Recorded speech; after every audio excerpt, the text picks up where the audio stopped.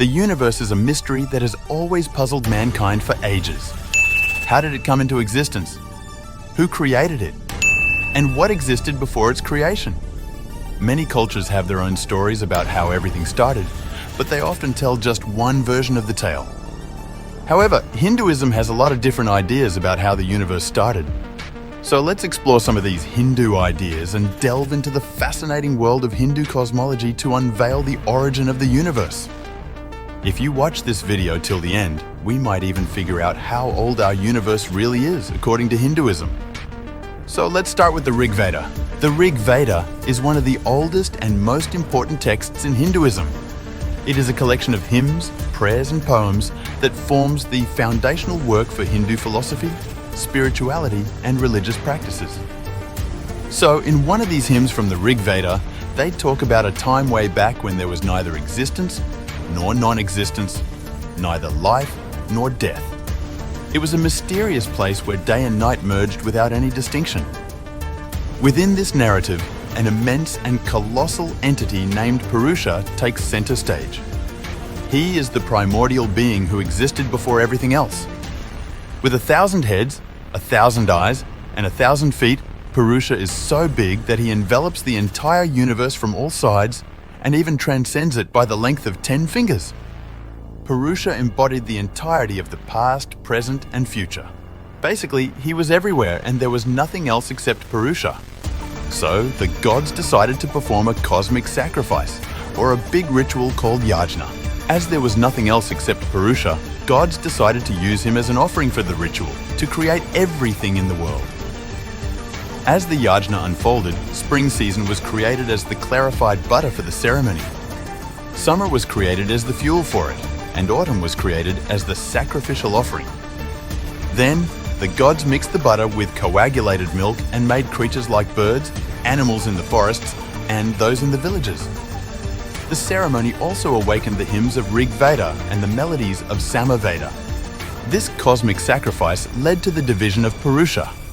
His head transformed into heavens, his feet became the earth, and his navel became the intermediate space between heaven and earth. The moon came from his mind, and the sun from his eyes.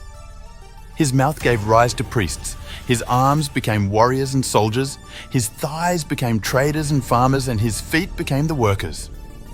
In this way, the boundless expanse of Purusha was transformed into finite living beings, giving rise to everything we know. But here's a twist. One of the hymns from Rig Veda, the hymn of creation, reveals a puzzling insight. Even the gods themselves emerged after creation. Therefore, could it be possible that Purusha might have come after the creation has already happened? If the divine beings only come into existence after Purusha's sacrifice, who actually performed the cosmic sacrifice? Who really knows how creation happened? To find out, let's delve into the Hindu perspective of the creation of the universe. In Hinduism, there are many theories about how the universe started. One fascinating theory is that the universe is not one single entity. There are an infinite number of universes that follow a cyclical process of creation, preservation, and dissolution. So we are living in a universe that is part of a multiverse. While a single universe may face its end, the multiverse continues its vibrant existence, and Lord Vishnu is the personification of this multiverse. Before our universe came into existence, Lord Vishnu was asleep in the cosmic ocean of all causes. He was resting on a giant serpent with thousands of hoods as his bed. When it was time for the universe to begin, a magnificent lotus sprouted from Lord Vishnu's navel. The lotus bloomed, and within its opening flower, Lord Brahma appeared.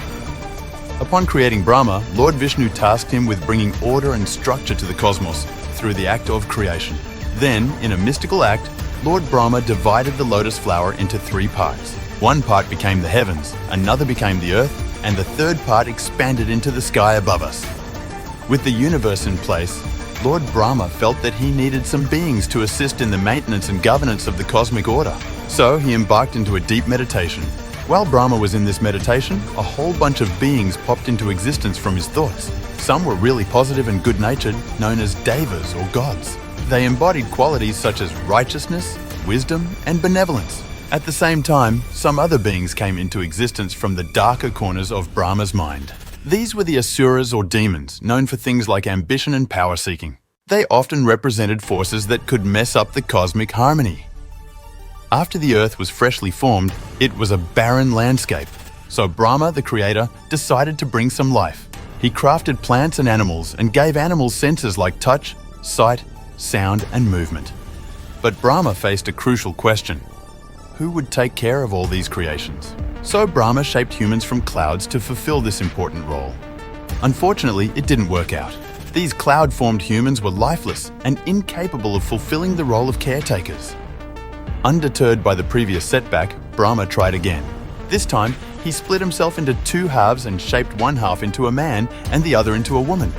This dual creation set the balance in motion, making humans the designated caretakers of the Earth. However, the gods became worried. They feared that humans might become too powerful and challenge their authority. So, they sought advice from Brahma on how to prevent this. Brahma came up with an interesting solution. He gave humans desire and anger. With these forces in play, humans would inevitably face challenges and experience downfall, maintaining a delicate balance in the cosmic order. Additionally, Brahma created another force to maintain balance in the universe: death. Described vividly in ancient texts, death takes on a haunting form. She is personified as a dark woman in red garments, with red eyes, palms, and soles, wearing divine earrings and ornaments. Death's duty is to end the lives of all creatures, regardless of their wisdom or ignorance. It's a heavy responsibility that weighs on her. She wept and pleaded with Brahma to release her from this grim duty. However, Brahma remained unmoved and sent her on her solemn journey to fulfill her duty. With a heavy heart and tearful eyes, Death embarked on her somber mission. Her tears fell to the earth, turning into diseases that afflict mortals. Through her tears and solemn duties, Death became the guardian of the cosmic order, maintaining the essential distinction between mortals and gods. So, this is how mortals were created and distanced from gods. Let's shift our focus back to the origin of the universe. The universe came into existence through a triad of roles: creator, maintainer, and destroyer. Lord Vishnu acts as the maintainer, ensuring the perpetual balance of the eternal multiverse. Meanwhile, Lord Brahma, as the creator, shapes the temporary physical realm that we live in. At the same time, Lord Shiva takes on the mantle of the destroyer, overseeing the cyclical renewal of the cosmic dance. According to the poetic verses of the Vedas, the universe's creation is linked to the rhythmic breaths of Lord Vishnu. When Lord Vishnu exhales, countless universes burst into existence, and a new Brahma is born in each of them. Conversely, when Lord Vishnu breathes in, all these universes get drawn back into him. So, the universe that we live in is temporary, and just after one breath of Lord Vishnu, everything, including Lord Brahma, will come to an end. The time between each breath of Lord Vishnu is like Brahma's lifespan, which is 100 years. In these Brahma years, there are days and nights, just like our regular days. During the day, Brahma creates life, and at night, everything he created is absorbed back into him. So we and everything we know will exist only for one day of Brahma. But don't worry, this particular day stretches exceptionally long. Now let's talk about the time measurements. The measurement of time in Hindu cosmology is described using various units, and each unit has specific symbolic and metaphysical significance.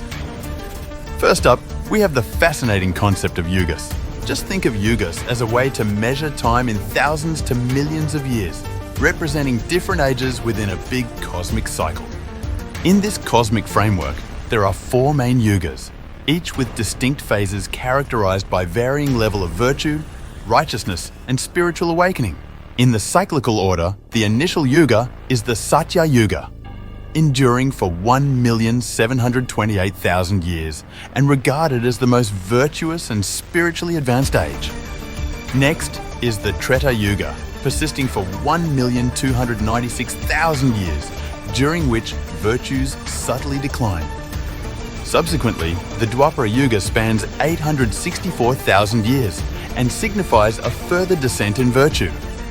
Lastly, the Kali Yuga, lasting 432,000 years, symbolizes a period characterized by the lowest virtue and prevailing unrighteousness, accompanied by increased materialism. Now, in the broader cosmic picture, the combination of these 4 yugas creates a Maha Yuga, This comprehensive cycle lasts 4.32 million years, offering a panoramic view of the universe undergoing cycles of evolution and devolution. Now let's talk about another significant unit, Manvantara. At the start of each Manvantara, new life forms are created, and at the end of it, those life forms are destroyed. One Manvantara is said to endure for 71 Maha Yugas, totaling approximately 306.72 million years. Interestingly, ancient Indian texts also predict that all life on Earth will eventually face destruction after one Manvantara. Remarkably, this aligns quite well with the Permian-Triassic extinction, occurring approximately 252 million years ago. During this catastrophic event, a staggering 96% of marine species and 70% of terrestrial species were wiped out. After each Manvantara is complete, and before the next one begins, the universe is believed to undergo a state of cosmic rest or dormancy. This period is called Sandhi Kala, equivalent to the duration of a Satya Yuga, or 1,728,000 years.